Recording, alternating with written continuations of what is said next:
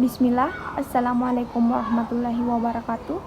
Perkenalkan, nama saya Ayu Andira dari Universitas Muhammadiyah Bulukumba, program studi Ilmu Aktuaria semester 6. Adapun tujuan dari pembuatan video ini yaitu untuk memenuhi tugas mata kuliah Metode Statistika Multivariat dengan dosen pengampu Ibu Nur Ahnianti Rashid, SSI, MSI. Adapun tugas yang diberikan yaitu membuat PPT dari jurnal.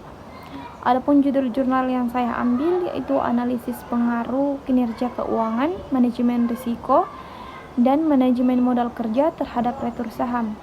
Baik, langsung saja ke pendahuluan. Kondisi perekonomian Indonesia yang menunjukkan kestabilan membuat tingkat kesejahteraan masyarakat menjadi semakin membaik. Meningkatnya kesejahteraan masyarakat berpengaruh terhadap pola kehidupan, termasuk dalam hal investasi. Investasi dalam bentuk saham memiliki risiko yang sangat besar. Kesalahan dalam pemilihan saham yang akan dibeli dapat mengakibatkan kerugian yang fatal bagi investor. Pasar modal merupakan pasar yang didefinisikan sebagai tempat untuk berbagai instrumen keuangan atau sekuritas. Sekuritas jangka panjang yang dapat diperjualbelikan dalam bentuk hutang maupun modal sendiri, baik yang diterbitkan oleh pemerintah maupun pihak swasta. Selanjutnya kita masuk ke landasan teori yang pertama, konsep retur saham. Saham merupakan surat berharga sebagai bukti penyertaan atau kepemilikan modal di suatu perusahaan atau institusi. Adapun rumus retur saham yaitu capital gain atau capital loss sama dengan PT, di mana PT di sini adalah harga investasi dikurang PT kurang 1 yaitu harga periode investasi lalu dibagi dengan PT kurang 1. Capital gain atau capital loss merupakan selisih dari harga investasi yang dilakukan sekarang dengan harga periode lalu. Apabila harga investasi sekarang atau PT lebih tinggi daripada harga periode investasi lalu atau PT dikurang 1, berarti terjadi keuntungan modal yang disebut dengan capital gain. Apabila kondisi sebaliknya terjadi, maka akan terjadi kerugian modal atau capital loss. Yang kedua, kinerja keuangan. Kinerja keuangan adalah suatu analis yang dilakukan untuk melihat sejauh mana suatu perusahaan telah melaksanakan dengan menggunakan aturan-aturan pelaksanaan keuangan secara baik dan benar. Ketiga, rasio solvabilitas. Rasio solvabilitas merupakan rasio yang digunakan untuk mengukur sejauh mana perusahaan dibiayai dengan utang. Keempat, rasio rentabilitas. Rasio rentabilitas merupakan rasio yang digunakan untuk menilai kemampuan perusahaan dalam memperoleh keuntungan. Kelima, rasio likuiditas. Rasio likuiditas merupakan rasio yang menggambarkan kemampuan suatu perusahaan dalam memenuhi kewajiban atau hutang jangka pendek. Artinya, apabila perusahaan ditagih oleh pihak yang meminjami dana atau kreditur, perusahaan akan mampu melunasi hutang tersebut, terutama yang sudah jatuh tempo. Keenam, rasio aktivitas. Rasio aktivitas merupakan rasio yang digunakan untuk mengukur efektivitas perusahaan dalam menggunakan aktiva yang dimiliki. Rasio ini digunakan untuk mengukur tingkat efisiensi pemanfaatan sumber daya yang dimiliki perusahaan. Yang ketujuh, manajemen risiko atau risk management. Manajemen risiko diartikan sebagai perpaduan antara kemungkinan dari suatu peristiwa dengan berbagai konsekuensi yang melekat di dalamnya. Kedelapan, manajemen modal kerja atau working capital management. Manajemen modal kerja merupakan pengelolaan sumber jangka suatu perusahaan untuk melangsungkan aktivitas usaha, pendanaan, dan optimalisasi likuiditas perusahaan.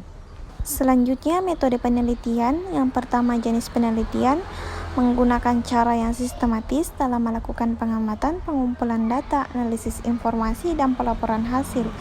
Kedua, variabel penelitian. Variabel yang digunakan dalam penelitian ini adalah variabel dependen yang berupa retur saham, sedangkan variabel independennya adalah kinerja keuangan.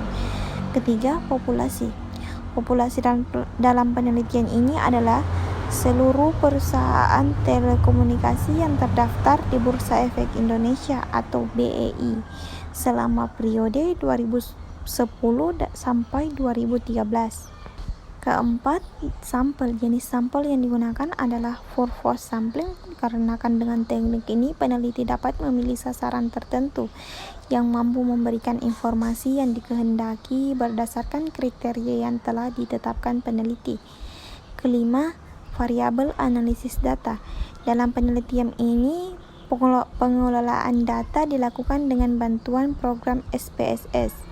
Adapun uji yang digunakan dalam penelitian ini, yang pertama uji normalitas. Uji normalitas bertujuan untuk menguji apakah dalam model regresi variabel dependen dan independen memiliki distribusi normal atau tidak. Kedua, koefisien determinasi. Koefisien determinasi digunakan untuk mengukur kemampuan model menjelaskan variasi yang terdapat dalam variabel dependen. Ketiga, uji statistik F. Uji statistik F digunakan untuk menunjukkan apakah semua variabel independen atau bebas yang dimasukkan dalam model mempunyai pengaruh secara bersama-sama terhadap variabel dependen atau terikat. Keempat, uji secara parsial atau uji statistik T. Uji T digunakan untuk mengetahui pengaruh variabel dependen secara sendiri atau masing-masing terhadap variabel dependen Y. Kelima, analisis regresi. Analisis regresi digunakan untuk mengetahui keakuran hubungan antara retur atau variabel dependen. Selanjutnya, kita masuk ke hasil dan pembahasan. Bagian A, uji normalitas. Berdasarkan tabel tersebut menunjukkan bahwa data terdistribusi secara normal. Hal ini ditunjukkan dengan nilai Kolmogorov-Smirnov dengan nilai 0,772, di mana hasil ini menunjukkan tingkat signifikansi di atas alfa sama dengan 5% atau 0,05. Hal ini menunjukkan bahwa data yang ada pada semua variabel yang digunakan terdistribusi secara normal. Bagian B, untuk koefisien determinasi.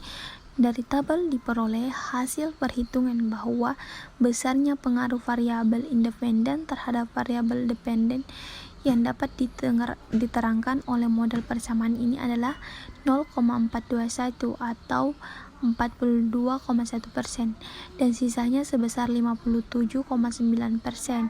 Diperoleh dari 100% dikurang dengan 42,1%, dipengaruhi oleh faktor-faktor lain di luar model yang digunakan dalam penelitian seperti return of equity atau ROE, earning per share atau EPS, dividend payout ratio atau DPR, dan inflasi. Selanjutnya, untuk kesesuaian model atau uji statistik F.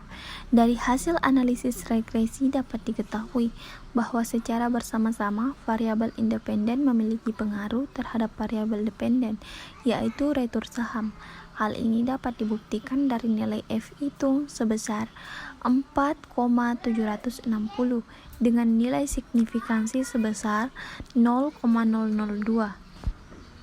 Bagian D, uji secara parsial atau uji statistik T. Berdasarkan tabel di samping dapat disusun persamaan regresi linear berganda sebagai berikut.